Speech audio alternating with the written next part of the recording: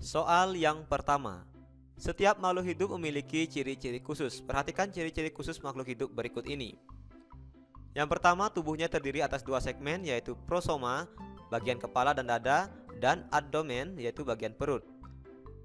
Yang kedua, pada bagian kepala terdapat sepasang kalisera beracun dan sepasang pedipalpus. Yang ketiga, memiliki 4 pasang mata, 8 kaki, dan tidak bersayap. Yang keempat, berkembang biak dengan cara bertelur.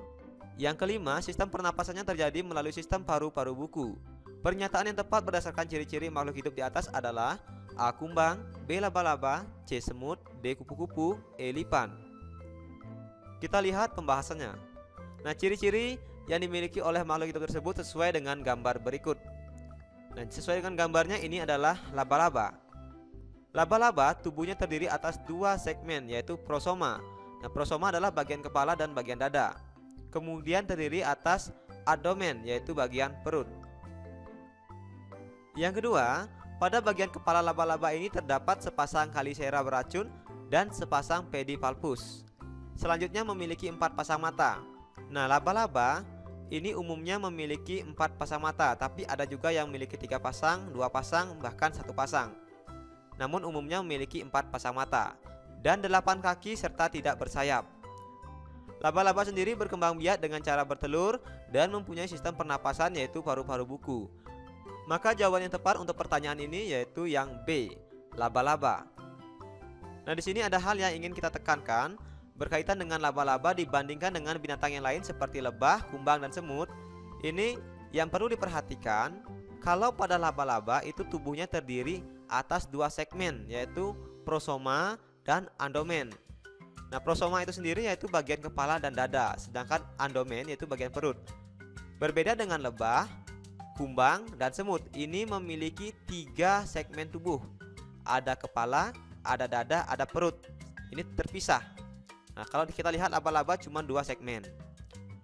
Kemudian pada bagian kepala, pada bagian kepala ini, kalau pada lebah, pada kumbang, dan pada semut dia memiliki antena, sedangkan laba-laba tidak. Selanjutnya, dari segi kaki, laba-laba ini umumnya memiliki 8 kaki atau 4 pasang. Sedangkan kalau pada kumbang, pada lebah, atau pada semut hanya memiliki 6 kaki atau 3 pasang. Untuk cara perkembangbiakannya sama, yaitu dengan cara bertelur. Nah, ini adalah perbedaan mendasar dari laba-laba dengan binatang-binatang lain seperti lebah, semut, dan kumbang. Soal berikutnya. Perhatikan gambar berikut ini. Di sini ada gambar mengenai sistem organ pada manusia. Pernyataan yang tepat pada gambar yang ditunjukkan oleh angka 7 adalah A. Hati, menghasilkan kelenjar pencernaan. B. Lambung, membantu pencernaan makanan. C. Jejunum, memecah dan menyerap nutrisi. D. Pankreas, menghasilkan enzim pencernaan. E. Usus halus, menyerap nutrisi dari makanan. Nah, untuk tipe soal seperti ini sangat sering keluar. Jadi sajian gambar bisa bervariasi. Ada gambar sistem organ pencernaan, sistem organ penapasan, bahkan ada gambar sistem organ pendengaran seperti telinga. Jadi silakan teman-teman dipelajari materi-materi yang berhubungan dengan sistem organ, itu dari segi gambarnya. Nah, untuk tentang pendengaran ini sudah kita bahas di video sebelumnya. Nanti silakan teman-teman cek linknya pada kolom deskripsi. Nah, untuk menjawab pertanyaan ini kita lihat dulu pembahasannya. Nah, di sini perhatikan organ dan sistem organ pencernaan berikut. Nah, di sini ada organ-organ dan sistem organ yang terlibat dalam sistem pencernaan. Yang pertama, mulut.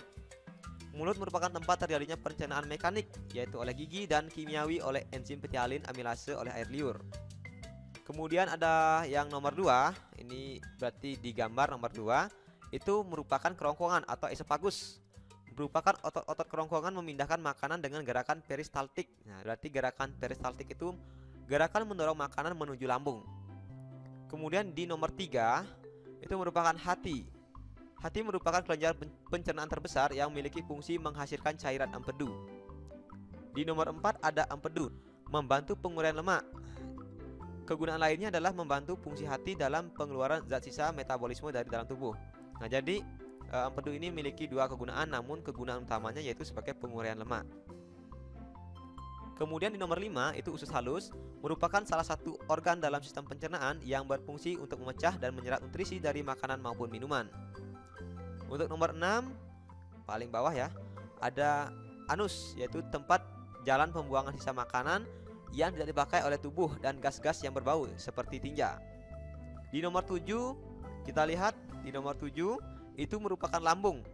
Nah, lambung adalah organ pencernaan manusia yang paling elastis, tempat menyimpan makanan sementara. Nah, jadi lambung merupakan tempat menyimpan makanan sementara, mencerna dan menghancurkan makanan dengan bantuan enzim. Yang kedelapan, di bawahnya lambung itu ada pankreas, memiliki fungsi eksokrin. Nah, fungsi eksokrin ini yaitu fungsi menghasilkan enzim pencernaan seperti lipase, amilase, dan protease, serta memiliki fungsi endokrin, yaitu menghasilkan beberapa hormon, misalnya hormon insulin. Nah, jadi pankreas ini yang memiliki dua fungsi, fungsi eksokrin dan fungsi endokrin. Selanjutnya nomor 9. Nah, usus besar. Usus besar disebut juga dengan kolon, memiliki fungsi untuk menyimpan dan mengeliminasi sisa makanan, menjaga keseimbangan cairan dan elektrolit, dan mendegradasi bakteri. Nah, ini adalah organ-organ dan sistem organ yang terlibat dalam sistem pencernaan dan fungsi-fungsinya. Nah, dari pembahasan ini kita bisa mengetahui bahwa jawaban untuk gambar pada angka 7 yaitu yang B, lambung. Nah, lambung ini berfungsi untuk membantu pada proses pencernaan makanan.